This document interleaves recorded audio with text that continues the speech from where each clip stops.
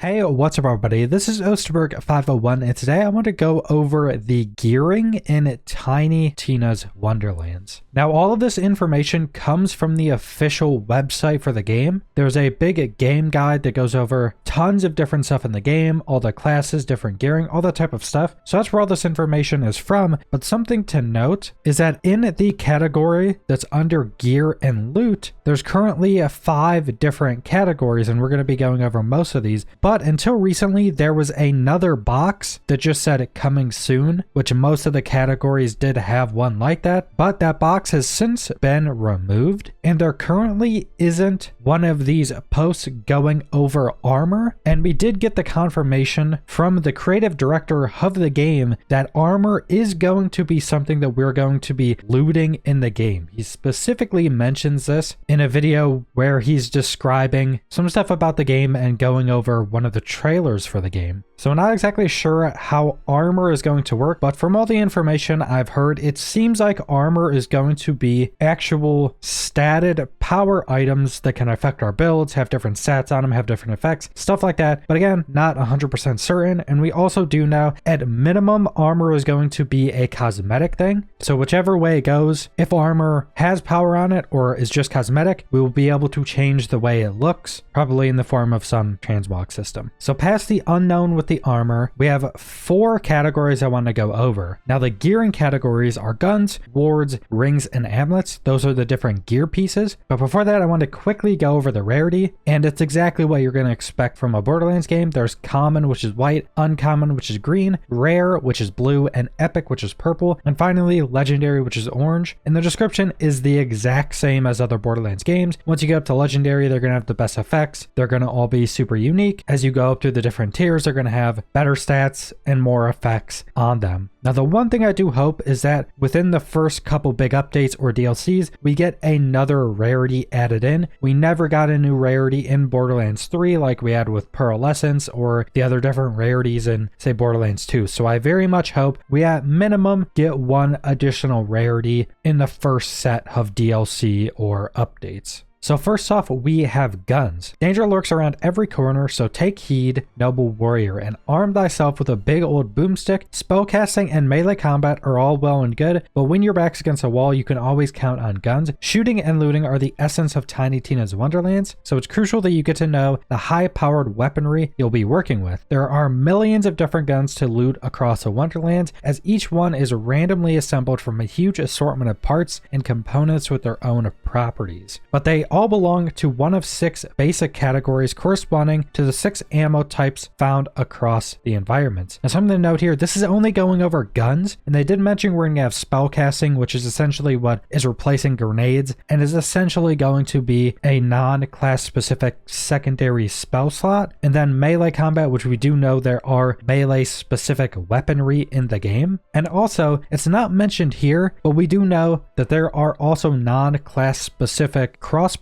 and if I'm not mistaken, bows, but I don't think I've specifically heard them say bows, but I do know there has been mention of crossbows. And the 6 categories of guns are pistols, SMGs, assault rifles, shotguns, sniper rifles, and heavy weapons. And these are the exact same we had with, say, Borderlands 3. I don't need to go over the descriptions because they're self-explanatory and they're exactly what we got with Borderlands 3. Then we also get some additional confirmations. As you go stronger during your journey, you'll unlock 3 additional weapon slots, turning your Fate Maker into a walking arsenal. So it's nice to know we're now confirmed that we have 4 weapon slots total, which goes along with Borderlands 3. Some guns will have added elemental damage types that'll further enhance their effectiveness or alternate firing modes that expand their capabilities. So all things par for the course for Borderlands. So then we have all of the manufacturers of these guns. So first we have Dahlia. Variety is a spice of life and death shootouts. So mix things up with the alternate firing modes of Dahlia guns. These have different behaviors based on the gun you've got. For example, full auto mode will let you hold down the trigger. Burst fire mode mean you'll have to keep squeezing the trigger if you want a continuous stream of fire. So alternate firing mode guns, exactly the same from Borderlands 3. A lot of these are pretty much just renamed manufacturers we had from Borderlands 3. 3. So black powder. If you're a crack shot looking to aerate some skeleton skulls, pick yourself up a black powder gun. Critical hits will cause your bullets to ricochet, damaging a nearby enemy as a bonus. Black powder pistols can also unload just as fast as you pull the trigger, so get to squeezing. Then we have Farrior. Don't settle for inferior weapons with a small dose of polymorphing magic. Farrior guns can take on new forms as you fling them across the battlefield like winged blasters and bouncing bombs. Moments later, they'll reappear in your hands ready to unload all over again. We have Stoker. With the absurdly high fire rate of Stoker guns, you'll quit worrying and surrender yourself to this steady stream of slaying. All that rapid fire chews through ammo in a hurry, so make sure you're well stocked before you gleefully hold down the trigger. Then we have just Torg. Torg heard that you like explosions in your explosions, so he and his manufacturing team made sure that all Torg guns cause as much detonation and combustion as possible. Some can even shoot magical mines that stick to enemies before bursting into flames, leaving behind piles of smoldering ash. Then we have Skulldigger. Through some form of arcane trickery, Skulldigger guns never need to be reloaded as they continuously regenerate their own ammo supply from the ether, but magic has its limits, so you can't fire forever. Eventually, you'll need to lay off the trigger and let these cool off a bit lest they overheat. Then we have Hyperius. Create some cover for yourself even when you're on the move with Hyperius guns, which project a magical shield out of thin air whenever you're aiming down the sights. They'll also get increasingly more accurate the longer you fire, so unloading a clip in one continuous stream is a great idea. So most of the manufacturers from Borderlands 3 just renamed, and again, pretty par for the course of what you would expect. Like I mentioned, there's still melee weapons, spellcasting, which are grenades, and then they've mentioned crossbows as additional weapons before, so there's possibility of other more medieval weapons like bows or things of that nature. Next up, we have wards. Now, wards are legitimately just shields. They work the exact same way as shields. Most likely, it seems like they're going to probably have a different effect maybe to be more fantasy driven, but they still work the exact same way as shields at a baseline. They will obviously be creating probably a ton of pretty crazy shields that have a more fantasy flair and effect to them. And the three manufacturers of wards are Ashen. Ashen wards are quick to recharge when broken, so you can duck in and out of combat without fear of mortal injuries. The trade-off for this rapid recharging is a lower max capacity, so don't assume you'll survive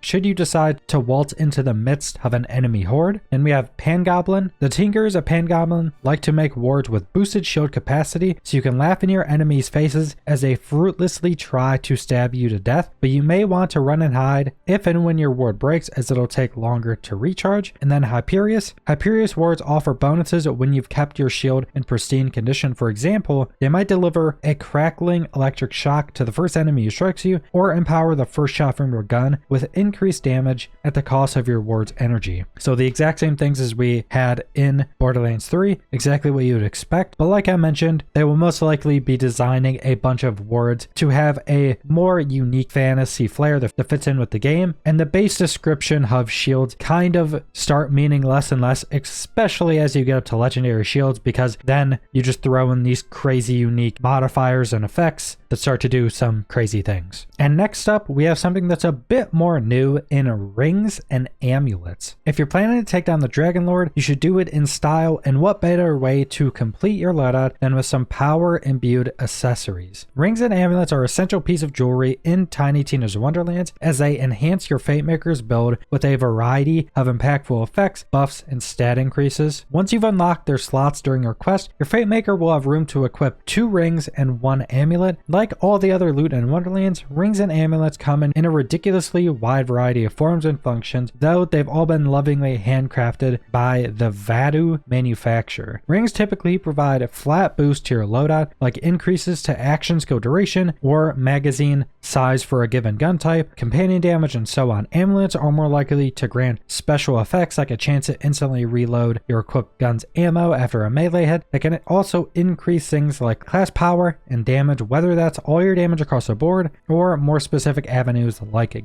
gun or status effect damage. Now these seem to be taking the place of your class mod and your artifact from Borderlands 3, but to note with this, you're actually getting 2 rings and then 1 amulet, and it's seeming like the way you get stats off these and what these items generally give you is a little bit different than what we had in Borderlands 3 with the class mod and the artifact. So I'm very curious to see what different options we have for rings and amulets. Now this is pretty much all the information we have for the actual gear items we're going to be looting in Wonderlands, and I wanted to keep it more focused on that. Now there is more information on, say, damage types and elemental effects and stuff like that, but I wanted to keep this video more focused on the actual items and description of those items themselves. Now like I mentioned, this really isn't everything. We still don't have a full description of the spell slots which are replacing the grenade mods from other Borderlands games. Now they have said that the spell slot is going to be more like a smaller version of our class spells, so it will most likely feel like we're kind of running 1 class spell and then 1 non-class spell pretty much at all times on any of our builds. And then we have melee weapons, which we still don't have really any descriptions for, but we do know melee weapons are another main weapon you can use. Very curious to see if there's different types of those. And then we do have confirmation that there is going to be at minimum crossbow weapons in the game, but I would fully expect there to most likely be bows or something else of that nature. And then, like I mentioned, we do know armor is going to be lootable items, and I would most likely expect armor pieces to also have their own stats on them, and probably will also have some different types of augmenting effects that can be on them as well, especially once we get up to legendary items. But that's pretty much all I wanted to go over for the gearing in Wonderlands. I will be doing an updated video if we get additional information on armor or melee weapons or anything like that before the game is released, so keep an eye out for that. So subscribe if you want to see more Tiny Tina's Wonderlands or other videos. Leave a like if you liked the video, leave a comment down below what you guys think about all the different gear pieces we went over, and thanks for watching.